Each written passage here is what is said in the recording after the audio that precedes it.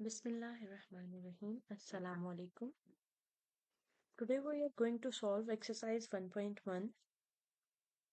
Exercise 1.1 के question number 3 हम solve करेंगे, जिसमें उसने पूछा हुआ है कि हमारे पास कोई नंबर है जो पॉइंट की फॉर्म में लिखा हुआ है और हमने इसको रेशनल नंबर में यानी p ओवर q की फॉर्म में चेंज करना है। यानी हमने इसको नातिक अदद p ओवर q की फॉर्म में हमने ये अशारिये वाली वैल्यू, बेसिकली ये क्वेश्चन में कुछ इस तरह से लिखा हुआ है 0.4 और उसके ऊपर ये लाइन है, बार है। इस बार का मतलब ये है कि ये वैल्यू जो है वो रिपीट हो रही है मुसलसल कॉन्टिन्यू, इसीलिए मैंने यहाँ पे इसको डॉटेड लाइन से शो किया है। सबसे पहले हम इसको लेट कर लेंगे, फर्ज करेंगे कि ये x के इक्वल है। ठीक है, अब हमने दोनों तरफ 10 से मल्टीप्लाई कर दिया तो ये 10x हो जाएगा, और यहाँ पे जब आप इसको 10 से मल्टीप्लाई करेंगे, इस वैल्यू को 10 से आपने मल्टीप्लाई किया, तो इसका आंसर 4.44 टू सो ऑन चलता जाएगा। आप इसको इक्वेशन 1 का नाम दें, सेकंड वाले को सेकंड इक्वेशन का नाम दें। देन आफ्टर इक्वेशन 2 में से इक्वेशन 1 को आपने माइनस कर देना है। तो हम इक्वेशन 2 में से इक्वेशन 1 को जब माइनस करेंगे तो हमारे पास जो वैल्यू बनेगी वो कुछ इस तरह से बन जाएगी, 10x minus x 4.44 minus 0.44। Values को माइनस करेंगे, 10x माइनस एक्स किया 9x रह गया, 4.44 से हमने जब 0.44, तो ये पॉइंट के बाद वाला सारा हिस्सा जो है इसमें माइनस हो जाएगा और हमारे पास आंसर सिर्फ 4 आ जाएगा। तो 9 इसके बाद इधर मल्टीप्लाई और इधर आके डिवाइड, तो ये देखिए हमारे पास हमने पॉइंट वाली वैल्यू से फ्रैक्शन फॉर्म में आंसर ले आए। सिमिलरली ये सेकंड पार्ट भी कुछ इस तरह से था, 0.37 उसके ऊपर बार थी। तो ये जो बार थी ये यही शो कर रही है कि ये जो 0.37 वैल्यू है ये कॉन्टिन्यूसली रिपीट हो रही है। ठीक है, तो आपने इसको इस तरह से डॉटेड लाइन में शो किया। नेक्स्ट फिर उसी तरह से उसको फर्स्ट करेंगे, इसको x ले लेंगे। देन आफ्टर चूंकि ये दो वैल्यूज है ना, वहां पे 4 सिंगल वैल्यू थी तो आपने 10 से मल्टीप्लाई किया। यहाँ पे दो वैल्यूज हैं, आपने 100 से मल्टीप्लाई किया। 100x is equal to 37.37 so on. अब इसको इक्वेशन 2 कह दिया, इसको इक्वेशन 1। इक्वेशन 2 में से इक्वेशन 1 को आपने माइनस कर लिया, तो आपके पास जो वैल्यू बनी वो 100x minus X is equal to 37.3737 में से 0.3737 को माइनस किया। पॉइंट के बाद वाला सारा हिस्सा माइनस हो गया। कैसे माइनस हो गया अगर आप इसको देखें तो ये बेसिकली इस तरह से है, 37.3737 अप टू सो ऑन। इसमें आपने 0.3737 माइनस किया तो ये सारा का सारा हिस्सा जो है ये कट जाएगा, तो आपके पास आंसर में क्या आ जाएगा, सिंपल 37 आ जाएगा। तो 99 इधर मल्टीप्लाई हो रहा है, दूसरी साइड पे आके डिवाइड हो गया, तो x की वैल्यू आपके पास ये आ जाएगी। सिमिलरली थर्ड पार्ट पे भी 0.2121 आपके पास क्वेश्चन है और आपने सबसे पहले इसको लेट किया, x के नाम दे दिया, फिर उसके बाद इन दोनों साइडों पे 100 से मल्टीप्लाई किया, ये x 100x हो जाएगा और ये 21.2121 हो जाएगा। एक फर्स्ट वाली को इक्वेशन 1 का नाम दिया, सेकंड वाली को इक्वेशन 2 का नाम दिया। इक्वेशन 2 में से इक्वेशन 1 को माइनस कर देंगे तो हमारे पास 100x माइनस एक्स करेंगे तो हमारे पास जो वैल्यू बनेगी वो 99x रह जाएगा। दूसरी तरफ हमारे पास 21.2121 में से माइनस किया 0.2121, तो हमारे पास 21 रह गया। 99 इस साइड पे मल्टीप्लाई हो रहा है, दूसरी साइड पे जाके जब डिवाइड हो जाएगा तो हमारे पास x की वैल्यू यानी x जो हमने लेट किया हुआ था 0.44, उसको हमने पॉइंट से देन आफ्टर चेंज कर दिया उसमें वेरिएबल की फॉर्म में, सॉरी फ्रैक्शन फॉर्म में। तो हमारे पास फ्रैक्शन फॉर्म में जो आंसर बनेगा वो आपके पास 21/99 आंसर आ जाएगा। Now move toward the question number 4। Here, question number 4 and question number 5 is totally related to the properties which are given in the start of the chapter. So it's necessary to understand the properties for solving both these questions. Question number 4 and question number 9, इसमें वो कह रहा है कि कुछ चीज़ें properties की खसूसियात, यानी कुछ नंबर्स आपको इस तरह से लिखे गए हैं कि आपने उनकी प्रॉपर्टीज़ के नाम, उनमें यूज़ होने वाली प्रॉपर्टीज़ के नाम बताने हैं। यानी जो जो खासियत इनके अंदर इस्तेमाल हुई है, हमने स्टेप बाय स्टेप उनका नाम बताना है। ये हमने फ्रॉम 6 क्लास हम इस चीज़ के बारे में पढ़ रहे हैं कि हम, अगर मेरे पास 2 से 3 नंबर है, 3 नंबर के वो उनकी प्लेस चेंज करके, लाइक 2+3+5 है, तो आप चाहे पहले 2+3 कर ले या पहले 3+5 कर ले, ठीक है, तो आपका आंसर सेम आएगा। ठीक है, इस प्रॉपर्टी को हम लोगों ने पढ़ा हुआ है कि अगर हम 2 नंबर है उनकी प्लेसेस आपस में चेंज कर देते हैं, वो कम्यूटेटिव प्रॉपर्टी है, हासियत मुबादला है। जबकि अगर हम 3 नंबर्स में इस तरह से प्लेसेस चेंज करके उनकी वैल्यूज देखते हैं कि आंसर सेम आते हैं, तो वो हमारे पास जो खासियत है, प्रॉपर्टी है, वो एसोसिएटिव प्रॉपर्टी है। अगर दरमियान में प्लस का साइन होगा तो ये विद रिस्पेक्ट टू एडिशन होगी, और अगर दरमियान में मल्टीप्लाई का साइन होगा तो ये विद रिस्पेक्ट टू मल्टीप्लिकेशन होगी। एसोसिएटिव प्रॉपर्टी को हम हासियत तलाजुम कहते हैं, कम्यूटेटिव प्रॉपर्टी को हम हासियत मुबादला। दोनों प्रॉपर्टीज एक ही बात करते हैं कि 2 नंबर्स हैं या यहाँ पे 3 नंबर है। फर्क सिर्फ इन दोनों में ये है कि कम्यूटेटिव प्रॉपर्टी में, हासियत मुबादला में, हम 2 नंबर्स की बात करते हैं, एसोसिएटिव प्रॉपर्टी में हम 3 नंबर्स की बात करते हैं।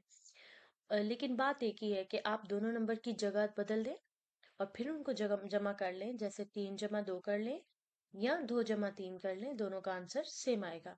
इसी तरह यहाँ पे 3 नंबर्स को चेंज करके कहता है उनकी जगह चेंज करिए, पहले पहले दोनों को जमा करके देख लें या फिर आखिरी दोनों को जमा पहले करके देख लें, आंसर सेम आएगा। तो ये दोनों एसोसिएटिव और कम्यूटेटिव प्रॉपर्टी हैं। पहले में कम्यूटेटिव एसोसिएटिव प्रॉपर्टी की बात की गई है, दूसरे में आप देखें तो जस्ट जगह बदली गई है, तो ये हासियत मुबादला कम्यूटेटिव प्रॉपर्टी है। थर्ड पार्ट में देखें, x-x 0 हो रहा है, यानी आपके पास ये जो 0 है, ये 0 आपने पढ़ा हुआ है कि ये आपके पास जमी जो है जाती आंसर है, ये एडिटिव आइडेंटिटी आपने पढ़ा है। अब आप अगर डेफिनेशन के लिहाज से जाएं, तो अगर आपका वो जो नंबर, जिसमें कोई ऐसा नंबर जमा करने से आपको 0 आंसर मिले, तो वो जो नंबर है वो एक दूसरे के क्या होंगे, एडिटिव इनवर्स, यानी जमी माकूस होंगे। ठीक है, एक्चुअल में ये माइनस नहीं हो रहे होते, एक्चुअल में ये प्लस हो रहे होते, लेकिन ये माइनस इस नंबर के साथ होता है, तो ये इस नंबर का क्या है, जमी माकूस एडिटिव इनवर्स है। ठीक है, तो ये एडिटिव इनवर्स वाली प्रॉपर्टी हो जाएगी, जमी माकूस वाली। इसी तरह हम नीचे जाएं क्वेश्चन नंबर 4 में, अगर क्वेश्चन नंबर 4 में डिस्ट्रीब्यूटिव लॉ यूज हो रहा है। डिस्ट्रीब्यूटिव लॉ, लेफ्ट साइड पे चूंकि वैल्यू लिखी हुई है तो इसलिए लेफ्ट डिस्ट्रीब्यूटिव, अगर आप राइट साइड से मल्टीप्लिकेशन करवाते हैं तो राइट डिस्ट्रीब्यूटिव लॉ होगा, और मल्टीप्लिकेशन एंड एडिशन, दरम्यान में प्लस का साइन है तो प्लस आएगा, अगर यहाँ पे माइनस का साइन होता तो ये ओवर माइनस होता है, यानी बाई हासियत तकसीमी बिल लिहाज जमा। ठीक है, ये तकसीमी बिल लिहाज जमा, 16+0 = 16। फिफ्थ क्वेश्चन में इसमें ये 0 एक ऐसा नंबर है कि जिसमें कोई भी नंबर जमा कर ले आपको आंसर दोबारा वही मिलेगा, इसलिए 0 को हम एडिटिव आइडेंटिटी यानी जमी जाती आंसर कहते हैं। ज़रब के लिहाज से भी ज़रबी जाती आंसर है, जो कि नीचे ही बिल्कुल 1 है, 1 से कोई भी नंबर मल्टीप्लाई करे दोबारा वही नंबर मिलता है। ये जाती आंसर कौन से होते हैं कि जिनकी वजह से जो वैल्यू है वो अपनी असली हालत को तब्दील ना करे। ठीक है, जमा से 0 है और मल्टीप्लाई यानी ज़रब के लिहाज से 1 है। चलते हैं क्वेश्चन नंबर 7 की तरफ। तो 7 में देखें फिर क्या हुआ है, 3 नंबर है, उनकी जगह तब्दील करके उनको मल्टीप्लाई, यानी पहले सेकंड 2 नंबर्स को मल्टीप्लाई किया गया है, और सेकंड वाले पार्ट में आप देखें फर्स्ट 2 नंबर को, मगर आप इनको मल्टीप्लाई करके चेक कर ले, आप इनका आंसर सेम आएगा। 8×5 = 40 होता है, 40 × 4 करें तो ये 160 इस साइड पे आ गया। इस साइड पे जब हम 4 × 5 करें तो 4×5 = 20 × 8, तो ये भी आपके पास 160। देखें आंसर आपका सेम आएगा, इसका मतलब भी है कि वैल्यूज की प्लेस चेंज करने से मल्टीप्लाई में आंसर में फर्क नहीं पड़ेगा। तो ये चूंकि 3 नंबर्स हैं तो ये हमारी क्या हो जाएगी, associative property with respect to multiplication, यानी हासियत तलाजुम ज़रब के लिहाज से। ये आप देखें फिर जगह तब्दील हुई है, लेकिन यहाँ पे कितने नंबर है आपके पास, 2 नंबर्स हैं। तो ये कम्यूटेटिव यानी हासियत मुबादला होगी। और ये भी चूंकि मैं ये आप याद रखिएगा एक बात कि अगर दो वेरिएबल हैं उनके दरमियान कोई अलामत नहीं है तो मतलब वो आपस में मल्टीप्लाई हो रहे हैं, तो इसमें ये हासियत मुबादला होगी, ज़रब के लिहाज से होगी। Now move toward the question number 5। Question number 5 में वो अगेन पूछ रहा है कि आपने इन प्रॉपर्टीज के नाम देने हैं। अच्छा, तो फिर उसको सेपरेट क्वेश्चन बनाने की क्या जरूरत थी?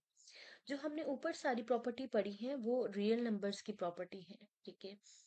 उसमें हमारे पास जब इस एक्सरसाइज से पहले हमने 3 किस्म की प्रॉपर्टीज डिस्कस की, रियल नंबर की प्रॉपर्टीज, और इसके अलावा जो है आपने मल्टीप्लिके इक्वालिटी की और इनइक्वालिटी की। जो क्वेश्चन नंबर 5 है वो टोटली बेस्ड ऑन इनइक्वालिटीज की प्रॉपर्टीज को डिस्कस कर रहा है। तो सबसे पहली प्रॉपर्टी में देखें, इसमें -3 लेस और इक्वल टू -1, और ये देखें -3 से 0 पे ये आ गया है, फिर -1 से 2 पे।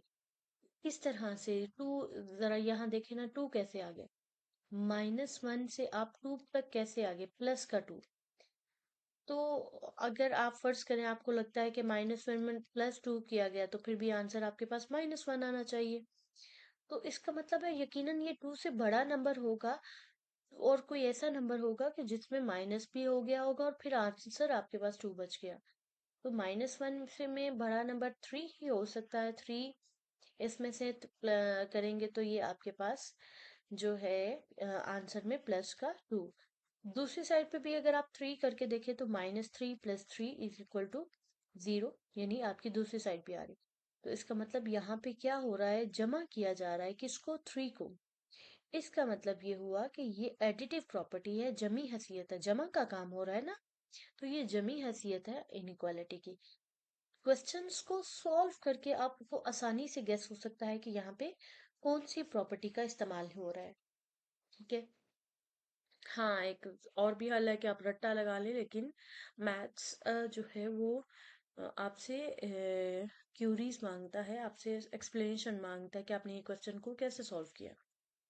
पार्ट नंबर 2 की तरफ चलें तो देखें, if A is less than B है, और फिर देखें यहाँ पे अगर आप छोटी क्लासेस में या इससे पहले भी मल्टीप्लिकेटिव इनवर्स, माकूस किसी भी चीज का मल्टीप्लिकेटिव इनवर्स जिसको हम कहते हैं, वो आपने निकालना सीखा हो तो किसी भी नंबर का 2 है तो इसके फ्रैक्शन में 1 मौजूद है, अगर कुछ भी नहीं लिखा हो तो 1 मौजूद है, तो इसका मल्टीप्लिकेटिव इनवर्स क्या हो जाएगा, 1/2। अगर 3/2 है तो उसका मल्टीप्लिकेटिव इनवर्स 2/3, यानी क्या होगा, उसकी फ्रैक्शन फॉर्म बटा चेंज हो जाएगा।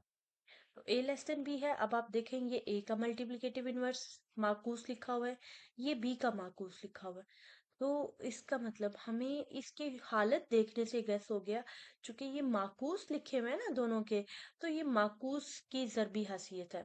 अच्छा, माकूस किस लिहाज से है, ज़रब के लिहाज से, क्योंकि जमा के लिहाज से जो माकूस होता है जिसे जमी माकूस कहते हैं, और वो क्या होता है, उसमें फ्रैक्शन नहीं चेंज होती है उसमें, बल्कि बस उनकी सिंबल चेंज होती है। अगर +2 है तो ये -2 हो जाएगा, अगर -3 है तो ये +3 हो जाएगा। यानी आपके मल्टीप्लिकेटिव इनवर्स में वो साइन को चेंज नहीं करता बल्कि वैल्यू को चेंज करता है, वैल्यू का बटा उलट देता है। लेकिन एडिटिव इनवर्स जमी माकूस में हम साइन को चेंज करते हैं जबकि वैल्यू को बिल्कुल भी चेंज नहीं करते। अब आपको क्वेश्चन से गेस हो रहा है, ये क्वेश्चन आपके यहाँ पे वैल्यूज, साइन नहीं चेंज हुआ बल्कि वैल्यूज चेंज हुई हैं। तो वैल्यूज के चेंज होने से ये आपको नजर आ रहा है कि ये माकूस है, ज़रबी माकूस है, तो आप इसको रेसिप्रोकल प्रॉपर्टी कहेंगे। नेक्स्ट थर्ड पार्ट में देखें, ए लेस देन बी है, और अब आप देखें कि दोनों तरफ कुछ ऐड हो रहा है, जमा हो रहा है। तो यही साइन से भी आपको गेस हो जाएगा कि ये एडिटिव प्रॉपर्टी है, यानी जमी हैसियत है। इसी तरह फोर्थ पार्ट में देखें आप, यहाँ पे ये ए और सी नंबर आ रहा है, यहाँ पे दो वेरिएबल आ रहे हैं, पहले भी बताया दोनों वेरिएबल में कुछ साइन ही है तो ये दोनों आपस में मल्टीप्लाई हो रहे हैं। दूसरी स्लाइड पे भी सेम नंबर सी मल्टीप्लाई हो रहा है, सी दोनों अब यहाँ पे एक चीज और देखें, सी जो मल्टीप्लाई होने वाला नंबर है वो ग्रेटर देन 0 है, यानी सी इज अ पॉजिटिव नंबर। याद रखें, जब भी इनइक्वालिटी की प्रॉपर्टी में अगर आप किसी भी पॉजिटिव नंबर से मल्टीप्लाई करते हैं तो जो दरमियान वाली सिंबल है वो चेंज नहीं होती। हाँ, लेकिन अगर सी लेस देन 0 है, सी अगर क्या हो जाए, नेगेटिव नंबर हो जाए, तो क्या होगा, जब आप उसको मल्टीप्लाई करेंगे या उसको डिवाइड करेंगे तो क्या होगी, उसकी प्रॉपर्टी जो है वो दरमियान वाली सिंबल चेंज होगी। अगर वो लेस देन है तो ग्रेटर देन हो जाएगी, अगर वो ग्रेटर देन है तो लेस देन हो जाएगी। तो दोनों में देखें, सी मल्टीप्लाई हो रहा है तो ये क्या होगी, मल्टीप्लिकेटिव प्रॉपर्टी, यानी ज़रबी हैसियत। सी दोनों से ज़रब खा रहा है, चाहे वो पॉजिटिव नंबर है चाहे वो नेगेटिव। हो क्या रहा है, यहाँ पे मल्टीप्लाई हो रहा है ना, तो फिर ये ज़रबी हैसियत होगी। अच्छा, ये पॉजिटिव और नेगेटिव सिर्फ करेगा क्या, ये स्मॉलर को ग्रेटर में चेंज करेगा, ग्रेटर को स्मॉलर में चेंज कर देगा। Now move toward the sixth property. It is the reality of mathematics that every number is greater or either greater than to each other or equal to or less than। यानी कि दुनिया में कोई भी number आप consider कर ले, कोई भी दो नंबर, जब भी आप दोनों नंबर को एक दूसरे से रिलेट करेंगे तो या तो दो तीन से बड़ा होगा या दो तीन से छोटा होगा या दो या तीन कोई नंबर आपस में बराबर होंगे। यानी इनमें से कोई एक हालत होगी, इसके अलावा कोई और चौथी हालत आप नहीं कह सकते कि जो मैथ्स में कोई नंबर्स की आपस में एग्जिस्ट करे। कोई भी दो नंबर आप रिलेट करें, उनमें तीनों में से एक कंडीशन जरूर होगी। ऐसी प्रॉपर्टी को हम ट्रिकोटोमी प्रॉपर्टी यानी सलासी प्रॉपर्टी, सलासी हासियत कहते हैं। Now move toward the question number 6। Question number 6 में वो कह रहा है कि आपने जो आपके पास दो नंबर दिए गए हैं, ये आपके पास दो नंबर हैं 1/3 एंड 1/4। इनमें आपने दो नातिक अदाद इनमें मालूम करने हैं। अब इनके दरमियान में हम दो नातिक अदाद कैसे मालूम करेंगे, उसके लिए तरीका यह है कि आपने इन दोनों नंबर्स को प्लस करना है और डिवाइडेड बाय 2 कर देना है। 1/3 प्लस 1/4 डिवाइडेड बाय 2 करेंगे तो आपके पास एलसीएम लेके 4 3 12, 4 प्लस 3 7/12 आ गया। डिवाइड बाय 2, इसको जब आपने मल्टीप्लाई में चेंज किया तो 2 12 से मल्टीप्लाई होकर 24 आ गया, 7 1 जार 7 आ गया। अब ये तो हमारे पास फर्स्ट रैशनल नंबर, पहला नातिक अदद आ गया। दूसरा नातिक अदद यानी सेकंड रैशनल नंबर कैसे निकालेंगे, अब ये जो आपने मालूम किया ना, ये इस तरह से इनके दरमियान में आया ना, 1/3 7/24 1/4 इनके दरमियान में। अब आपने इन या तो इन दोनों के दरमियान में निकालना है या इन दोनों के दरमियान में होगा निकालना है। बेसिकली होगा क्या, वो इन दोनों के ही दरमियान में होगा ना, चाहे इधर से निकालें चाहे इधर से निकालें। अब आपकी अपनी चॉइस है, आप 1/3 प्लस 7/24 डिवाइडेड बाई 2 कर लें या 7/24 प्लस 1/4 डिवाइडेड बाई 2 कर ले। दोनों मेथड से आपके पास जो है वो एक अंदर रैशनल नंबर आ जाएगा, ठीक है।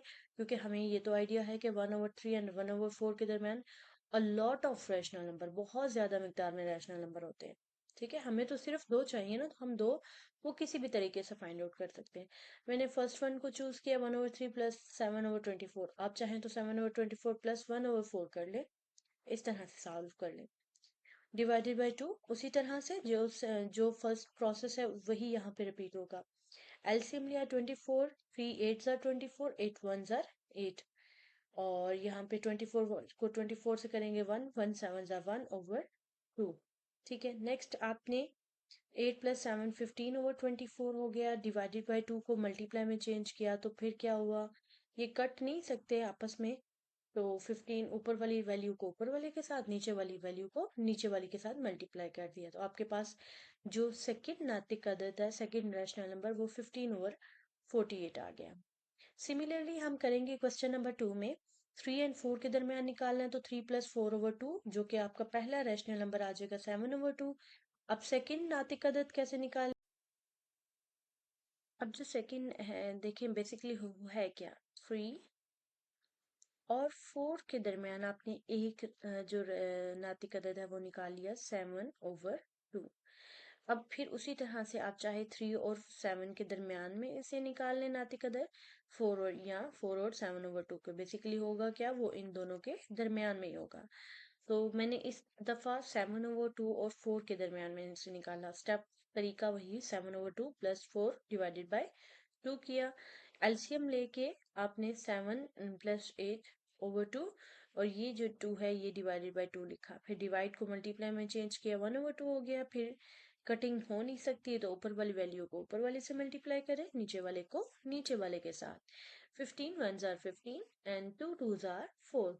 ये हमारे पास सेकंड रैशनल नंबर, सेकंड नातिक अदद आ गया। ठीक है, नाउ इसी सिमिलरली हम यही प्रोसेस रिपीट करेंगे क्वेश्चन नंबर 3 के ऊपर। क्वेश्चन नंबर 3 में देखें हमारे पास वैल्यू है 3/5 एंड 4/5।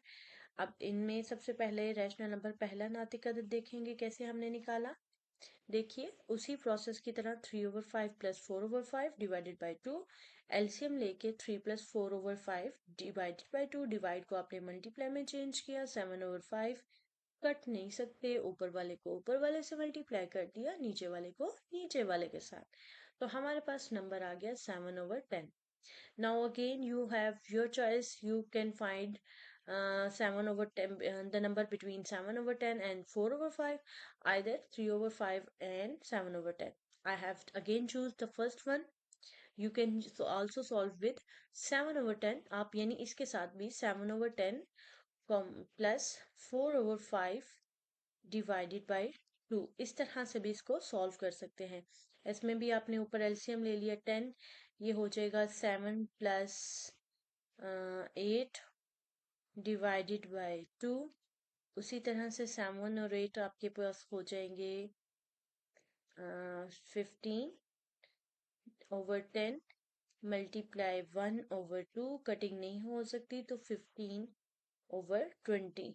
ठीक है, अच्छा आप कहेंगे कि मिस ऐसा क्यों हुआ टीचर कि ये हमारे पास ये वैल्यू चेंज आई है, ये वैल्यू चेंज। ऑब्वियसली बात है 3/5 आपके पास नंबर थे 3/5 4/5 और उनके दरमियान आपने एक नंबर निकाला 7/10। ये जो नंबर मैंने फाइंड आउट किया ये इन दो नंबर्स के दरमियान में है। जो दूसरा नंबर फाइंड आउट हुआ वो 3/5 और 7/10 के दरमियान में होगा। ठीक है, हमारे पास ये शर्त है कि आपने इन दोनों के दरमियान में दो नंबर निकालने हैं। आपकी चॉइस है इस तरफ से दो एक निकालें या इस तरफ से एक निकालें, लेकिन वो सेम नहीं होंगे। यहाँ पे और वैल्यू होगी और यहाँ पे और वैल्यू होगी, but they are in between, they should be in between 3/5 and 4/5। Process हमारा रैशनल नंबर फाइंड आउट करने का ये है, जिन दो नंबर्स के दरमियान उसने बात की होगी आप उन दोनों को प्लस करेंगे और डिवाइड कर देंगे 2 के साथ, तो आपका आंसर आ जाएगा। ठीक है, thank you so much, Allah Hafiz.